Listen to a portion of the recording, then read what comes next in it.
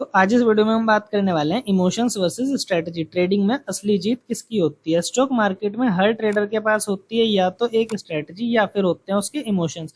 लेकिन जब market against चला जाए तब कौन डोमिनेट करता है, स्ट्रेटजी या फिर इमोशंस उसके। ये वीडियो आपको एक ब्रूटल सच दिखाएगा जिसमें 90% लोग फंस जाते हैं। स्ट्रेटजी बिना इमोशन के यही है सिस्टमेटिक सक्सेस का फॉर्मूला। एक टेस्टेड स्ट्रेटजी पे हर चीज डिफाइंड होती है, entry, SL, target, risk. Strategy का काम यह है कि मार्केट की प्रोबेबिलिटी पे काम करना, प्रिडिक्शन पे नहीं।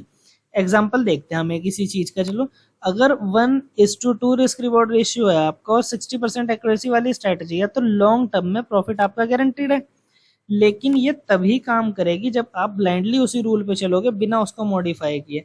इमोशन जब एक्टिव होता है ना, तो जो आपकी स्ट्रेटजी है वो फिर कैसे उस पर आप काम कर लोगे। जब आप इमोशंस आपके अंदर के जाग जाएंगे फिर तो आप स्ट्रेटजी को फॉलो कर ही नहीं पाओगे। अगर मार्केट थोड़ा रिवर्स आपके चला गया तो आपका जो कॉन्फिडेंस है वो हिल जाएगा, ऐसे लगने का डर हो जाएगा, आपको एग्जिट कर दोगे। आप फिर आपके अगर थोड़ा सा भी रिवर्स जा रहा है, थोड़ा सा भी आपके ऑपोजिट जा रहा है, तो आपका कॉन्फिडेंस अगर हिल जाएगा और आपके अंदर इमोशंस हैं तो फिर आपको एसएल हिट होने के डर से आप जल्दी एग्जिट कर दोगे।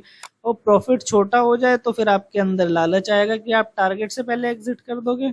क्योंकि अगर आपको प्रॉफिट कम होता हुआ दिखेगा आपके टारगेट से पहले, मार्केट मान लीजिए आपके फेवर में थोड़ा सा गया, उसके बाद जो आपको प्रॉफिट दिखा दिया उसको अगर थोड़ा सा कम करता हुआ दिखेगा तो फिर आप अपने टारगेट से पहले एग्जिट कर दोगे कि जो मिल रहा है वही ले लेता हूँ, कभी ये भी चला जाए। स्ट्रेटजी के रूल फॉलो नहीं हुए तो रिजल्ट भी रैंडम होगा। अगर आप एक विनिंग ट्रेड इमोशन से ले रही हो तो जो आपके 10 ट्रेड्स हैं वो बर्बाद कर देता है एक विनिंग ट्रेड इमोशन से लिया हुआ। कभी कभी हमें लगता है गट फीलिंग से एंट्री ली और प्रॉफिट हुआ और कॉन्फिडेंस आ जाता है हमारे अंदर। नेक्स्ट टाइम क्या होता है कि फिर जो इमोशन से ट्रेड लिया था ना, वो और सीरीज ऑफ लॉस हो जाता है फिर उसी एक ट्रेड के चक्कर में, क्योंकि कॉन्फिडेंस आ गया इमोशन से ट्रेड लेने के बाद। इमोशंस मार्केट में शॉर्ट टर्म जीत दिलाते हैं पर लॉन्ग टर्म करियर को डिस्ट्रॉय कर देते हैं। स्ट्रेटजी फेल नहीं होती, हम उसको चलने नहीं देते। लोग कहते हैं मेरी स्ट्रेटजी चलती नहीं है। सवाल ये है कि आपने उस स्ट्रेटजी को 100 बार प्रॉपर्ली टेस्ट किया भी है या फिर आप उससे पहले ये बोलने लग गए कि मेरी स्ट्रेटजी जो है वो चलती नहीं, वो काम ही नहीं करती। कम से कम उस स्ट्रेटजी को 100 बार तो टेस्ट करो कि उसकी विन रेट क्या है, कितनी बार आपका उसमें एसएल हो रहा है। जब एसएल हो रहा है उस स्ट्रेटजी में आपका किस रीजन में हो रहा है, किस कंडीशन में आपकी स्ट्रेटजी में एसएल हिट हो रहा है, किस कंडीशन में आपका उसकी आपकी स्ट्रेटजी में आपका टारगेट हिट हो रहा है, किस कंडीशन में आपकी स्ट्रेटजी बहुत अच्छा विन रेट दे रही है। तो सारी चीजें जब आप टेस्ट करोगे तभी तो पता चलेगा क्या आपने हर रूल फॉलो किया बिना किसी रूल को स्किप करे।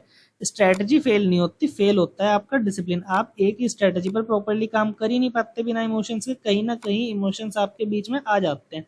तो इमोशंस वर्सेस स्ट्रेटजी को हम एक रियल एग्जांपल से समझते हैं। मान लीजिए दो ट्रेडर है, एक है ट्रेडर ए, एक है ट्रेडर बी। जो ट्रेडर ए है वो है इमोशनल, वो हर बार सेटअप चेंज करता है और प्रॉफिट जल्दी बुक कर लेता है।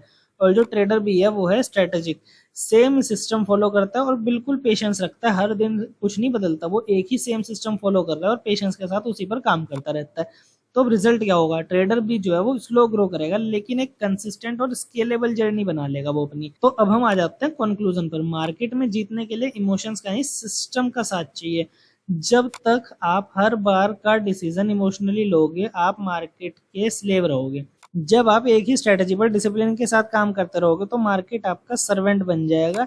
फीलिंग के बेसिस पे ट्रेड करना बंद करो, फॉर्मूले के बेसिस पे ट्रेड करना शुरू करो। इमोशंस टेम्परेरी प्रॉफिट देते हैं, स्ट्रेटजी जो है वो ही आपको परमानेंट फ्रीडम दे सकती है। तो आप क्या सोच रहे हो, आज का आखिरी डिसीजन इमोशन से आया था या रूल से? कमेंट करके जरूर बताना। तो आज के लिए इतना ही।